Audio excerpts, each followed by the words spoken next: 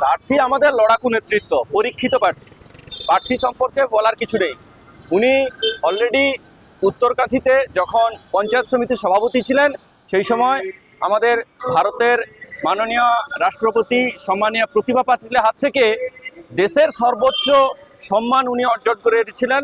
ওনার রাষ্ট্রপতি পুরস্কার উনি পেয়েছিলেন এবং কাজের জন্য অতিরিক্ত 5.5 কোটি টাকা পেয়েছিলেন উনি।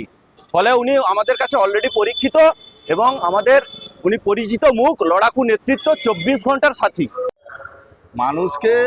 মানুষকে যেভাবে ভুল বুঝিয়ে 2021-24 ওরা ভোট নিয়েছে এই এলাকায়, এই বুথে, তো আমরা মানুষকে প্রার্থীকে নিয়ে যাব, মানুষকে ভালো করে বুঝাবো, মানুষ নিশ্চয়ই পরিবর্তন করবে।